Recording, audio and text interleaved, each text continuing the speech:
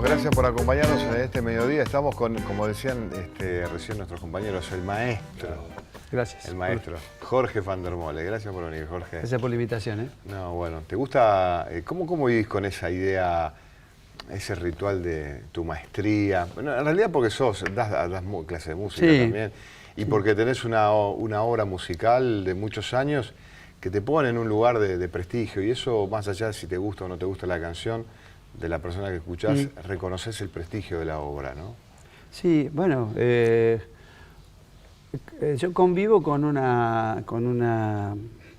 digamos, con esa idea, pensando que algo de lo que uno hace tiene alguna influencia en los que vienen, digamos, pero del mismo modo tengo la sensación del estado de ser alumno, porque cuando tomo otras referencias me doy cuenta de que en realidad uno no tiene un único lugar, digamos, ese lugar del docente, ¿no? o del maestro. En realidad puede ser maestro para algunos y para otros no tener trascendencia, y al mismo tiempo uno está recogiendo cosas de otros artistas, artistas o científicos, qué sé yo, gente que uno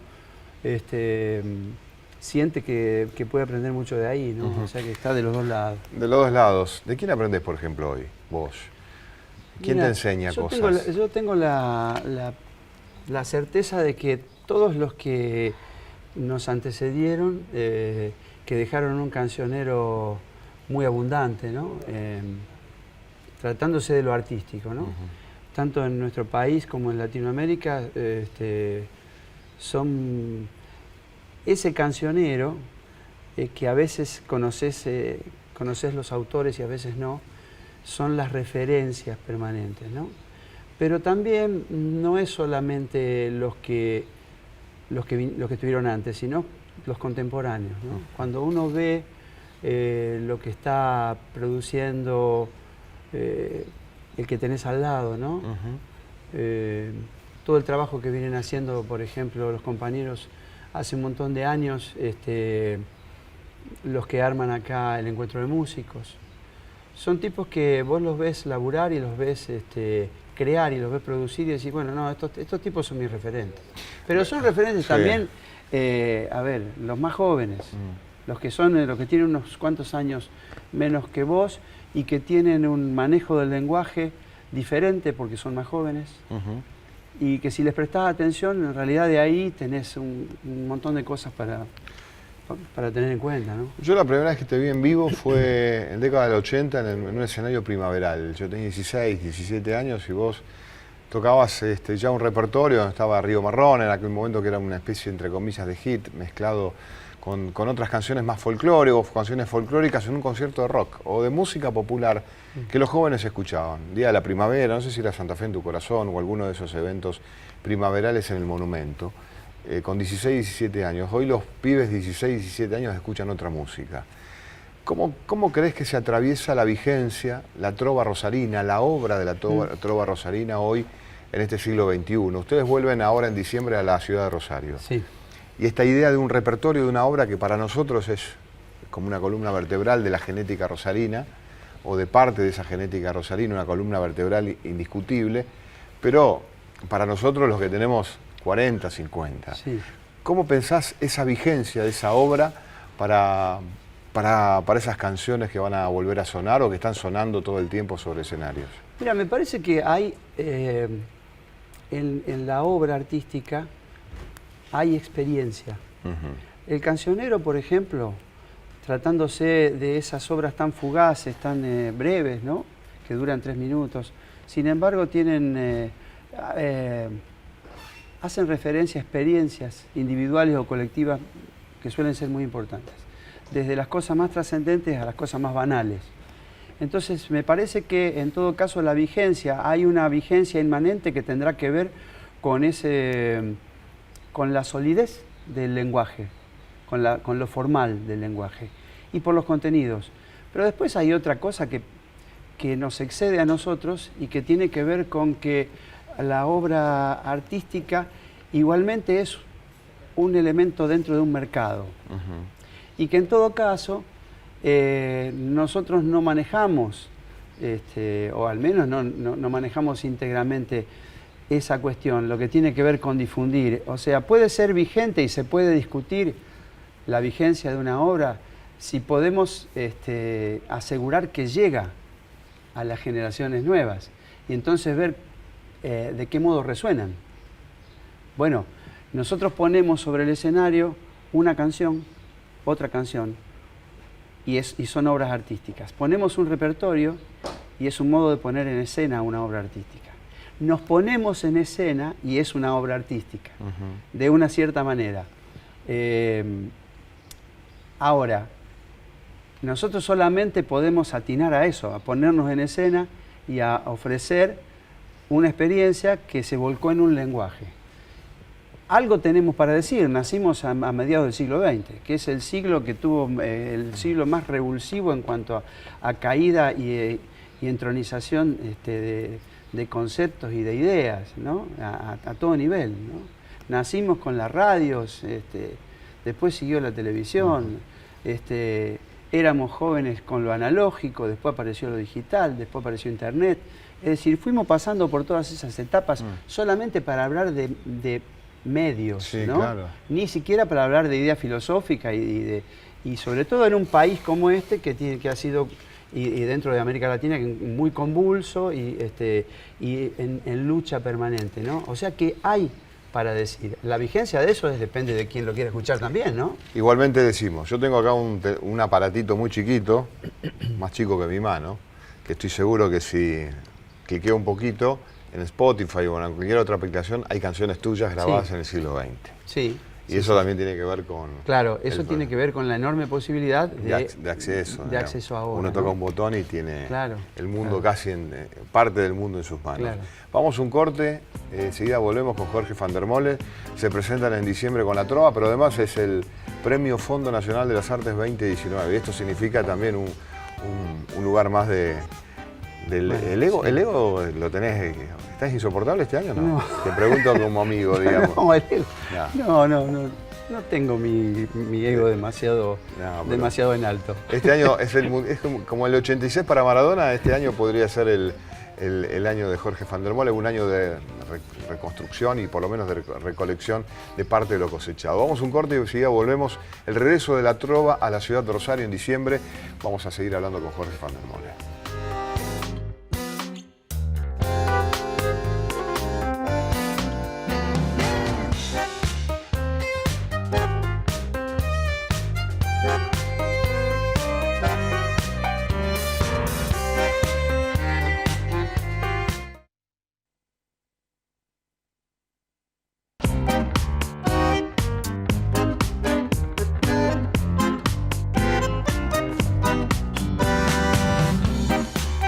Bueno, seguimos con Jorge van der Molen en este programa. Jorge, digamos, soy de los que piensan que La Trova, la obra de La Trova, hablamos de un montón de canciones que en conjunto o individualmente fueron agrupándose, sintetizan mucho un tiempo de cimientos culturales de Rosario. Sin embargo, hay un montón de gente que no conoce, estábamos hablando de eso, La Trova. ¿Vos crees que es responsabilidad de la ciudad, es responsabilidad de los tiempos o no hay responsables sobre el conocimiento general que puede tener las canciones de La Trova en la vida cultural de la ciudad? Porque estamos hablando de una definición muy importante estética de esa Rosario que en los 80 del siglo pasado apareció, ¿no? Me parece que tiene que ver con una dinámica general de cómo funcionan las herramientas de difusión y la enorme cantidad. Vos hablabas antes de la potencia que tienen los medios actuales, la enorme disponibilidad de información que hay, pero también me parece que hay que hacer notar la enorme dificultad de recortar esa información, de cómo accedes, de lo infinito que hay, cómo haces para llegar.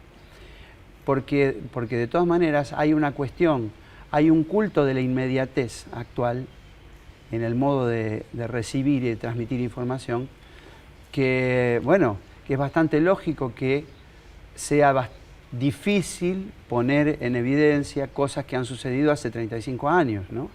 Que de alguna manera están vigentes porque nos hemos ocupado de seguir trabajando y evolucionando. Es decir, nadie... Hoy todo es más efímero, digamos. Esta Claro, idea de que así como llega rápido, se va rápido. Exactamente, exactamente. De ese modo, por ahí cuesta mucho poner sobre la mesa y a consideración de todo el mundo lo que pasó hace 35 años y ver de qué manera parte de esa obra quedó vigente, ya que hablabas de vigencia antes, pero yo creo que esa vigencia está, porque está yo te decía, en la forma, ¿no? La dificultad es en todo caso de qué modo haces que tenga potencia dentro de esta herramienta, digamos, ¿no? Pero yo creo que la vigencia está cuando uno plantea, ¿es todavía vigente lo que dice Páez cuando dice, ¿quién dijo que todo está perdido? Yo vengo a ofrecer mi corazón. Es una declaración de principio, ¿no?, lo que está diciendo. O cuando Abonicio dice, este hombre trabajó, ¿quién escribirá su historia? Es decir, hay una serie de elementos que tienen que ver, como te decía antes, con la experiencia individual y colectiva que de alguna forma nos nuclea, nos unifica. Hay que ver de qué manera hacemos llegar, en todo caso, a generaciones nuevas todas esas experiencias, digamos. ¿Cuál consideras que es tu aporte a la trova? Digamos, porque principio, más allá de tus canciones, ¿viste? Baglietto, que las cantaba cuando arrancaron, todos tenían 20 y pico de años, en realidad eran todos muy pibes. Pero ¿cuál considerás vos que es tu aporte a la idea cultural que es la trova, ¿no? Mirá, hay mucho de azar en todo esto, porque ya lo decía Juan, nada de todo esto que surgió, que fue un emergente muy, muy poderoso, estuvo planificado, ¿no? Planificado en el sentido de que no hubo, nadie pensó en armarlo como un movimiento, con una declaración de principios, sí. Sino que, bueno, surgió espontáneamente con fuerza propia de gente que venía trabajando hacía mucho tiempo. Y en todo caso, lo que fui aportando yo originariamente fue la parte compositiva, ya que no formé parte de ese grupo inicial emergente al lado de Juan Carlos, que fue un poco el factotum, el elemento poderoso que llevó adelante todo, ¿no? Entonces me parece que pasa por ahí, pasa por algunas canciones que fueron incorporadas a esos repertorios iniciales y después, de alguna manera, cierta flexibilidad, si puedo reconocer alguna capacidad, es cierta flexibilidad para poner en lo expresivo recursos o elementos que vienen del folclore, pero también elementos que vienen de la música urbana, porque esos fueron mis influencias. No fue una influencia única que venía del folclore de cierta región, sino que me formé con el tango, con el folclore del norte, principalmente del noroeste, pero también con la canción urbana. Entonces, esa flexibilidad me llevó a poder armar grupos que tenían una impronta en algún momento medio rockera, con inserciones del folclore, y después al revés, grupos más folclóricos, donde aparecían canciones baladas o lo que se asocia con el cancionero urbano. Para nosotros ya sos un prócer. No, eso no... No, bueno, lo digo exagerando un poco la nota. No, porque además, viste, bueno, Fander ya tiene un espíritu mítico en la ciudad de Rosario y sos premio. Bueno, el Fondo Nacional de las Artes te distinguió con un premio realmente muy destacado. Sos vigente, muchos vamos a decir te conocemos, te conocimos. Yo lo conozco a Fander Mole, en algún bar, viste, he hablado con él. ¿Cómo recibís esa cuestión de que el Fondo Nacional de las Artes, y con esto vamos redondeando, te haya distinguido, Jorge? Mirá, me honra mucho, me halaga. La gente que forma parte de la Dirección de Música del Fondo Nacional de las Artes son artistas de un nivel muy alto, ¿no? Entonces, yo lo recibo la verdad que me honra mucho, me enorgullece. Uno no espera premios, uno va andando y va haciendo las cosas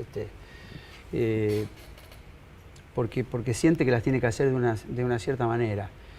Con un sentido crítico va elaborando su camino y haciendo lo que le parece que tiene que hacer. Después, cuando alguien como Marcelo Mogilevsky, por ejemplo, te premia y te dice por qué te premia, vos decís, bueno, la verdad que eso me honra, porque me está premiando, no solamente él, pero bueno, un grupo de gente de la cual él forma parte, gente muy importante y trascendente en lo que toca y en lo que crea, ¿no? Entonces, bueno, uno se siente reconocido también por sus pares, además de institucionalmente, ¿no? Pero hay gente de la misma disciplina que te está premiando. Y bueno, la verdad que uno es muy halagüeño. Gracias por la música, Jorge, y gracias por las canciones. Gracias por esta invitación. Y gracias por venir. Bien. Nos vemos el próximo miércoles a esta hora en este mismo canal. Chao.